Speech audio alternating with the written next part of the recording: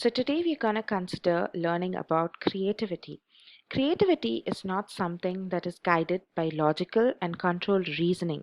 It is rather moving beyond that and is the ability to think with imagination, flexibility, and novelty.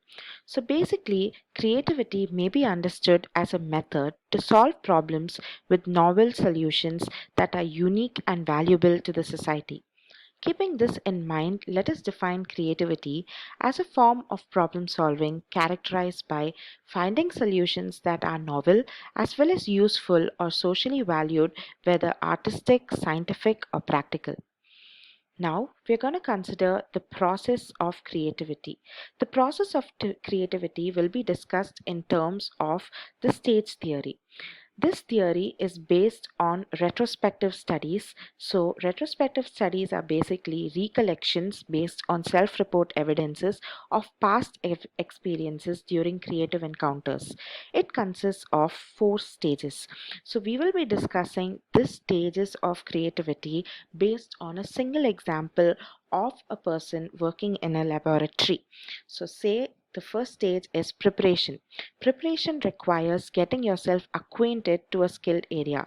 For example, say it is this person working in the laboratory and say he wants to figure out a particular cure for a virus. So he figures out by, mixing different chemical compounds together. Okay, so in preparation stage, what he will really be doing is he will be reading up on about the structure of the components, about, what will be the right combination, and he'll be trying to mix things up and try things out. But sometimes nothing works out, okay, but still he keeps trying and trying and trying, and he keeps reading and trying to understand the chemical structure of different chemicals. So that is basically your preparation stage.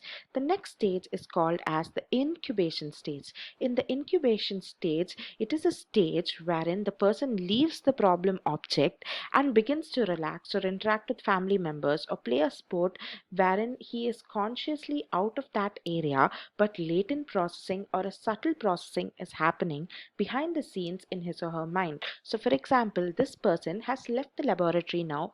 Say he is fed up or he's tired and he's wondering what to do. So, he just leaves the place and he wants to relax for some time. So, say he is with his family members or takes a meal or plays a game, but still something is happening in his mind. There is latent processing happening wherein different combinations or different chemical structures keep popping up in his mind, and latent processing keeps happening within, though he is away from the problem area.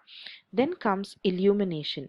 Illumination is nothing but a stage which involves a sudden flash of a solution or an idea. For example, say this person that we are talking with so far, it's, talking about so far is, say, Louis Pasteur. So Louis Pasteur suddenly gets an idea of, okay, what about combining these two chemicals together? Okay, so that is illumination. So the next stage is verification.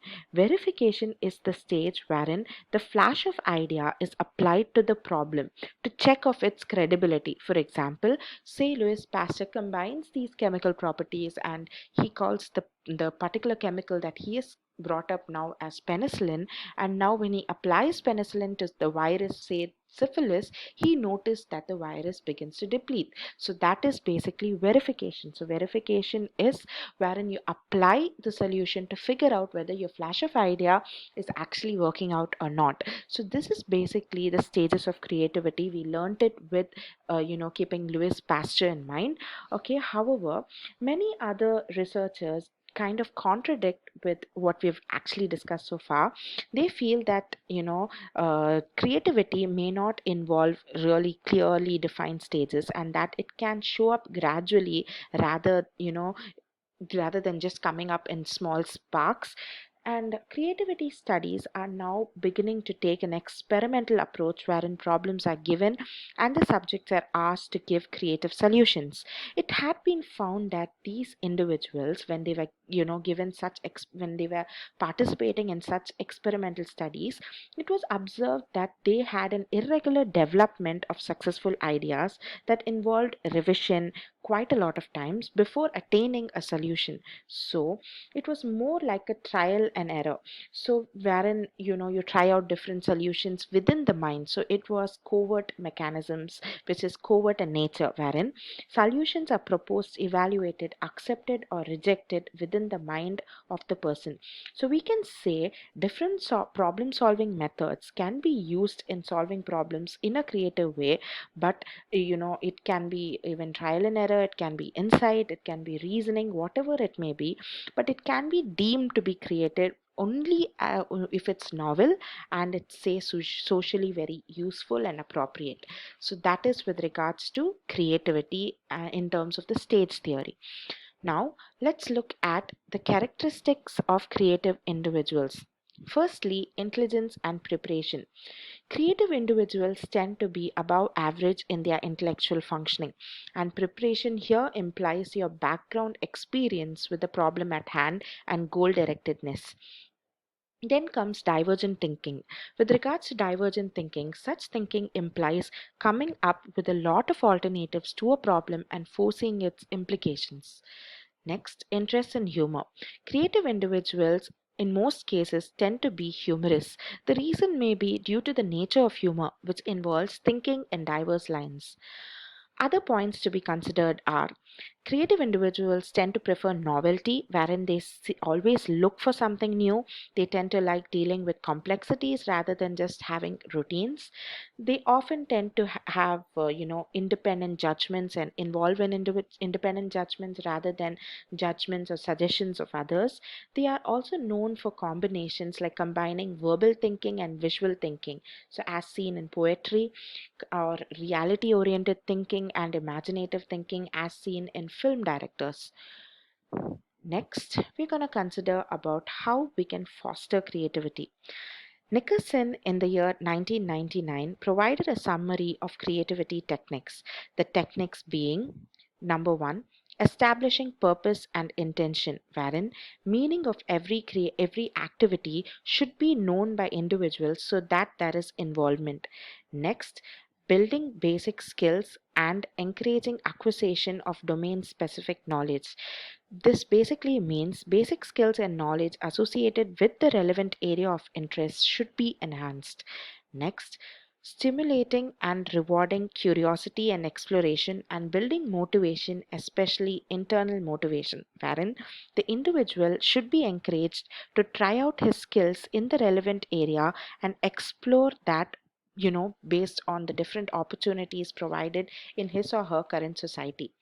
Next, encouraging confidence and willingness to take risks, wherein the person should be encouraged to take risk and try out whatever one feels may be best suited with his or her skill area. For example, playing that new tune to a band lead to try out to join that particular band. Number 7, focusing on mastery and self competition.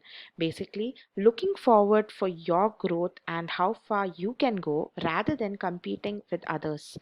8 and 9, understand that creativity has its roots of being unique, yet has its own flavor of success and moving forward to discover opportunities and to explore areas where one can portray one's creativity. So this basically provides the idea of supportive beliefs and opportunities.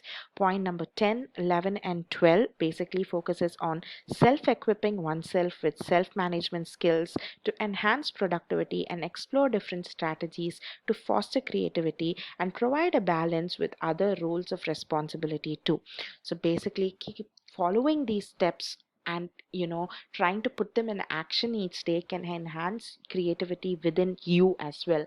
So every individual will definitely have an area which one can explore and one can enhance to be able to be creative in that specific area. So I hope these steps really guide you and help you out in that. So here comes to an end of our discussion with regards to creativity. I hope you've all understood the concept, understood the stages, and understood how best we can foster it and understood the characteristics of creative individuals. If you have any doubts, kindly notify. Thank you.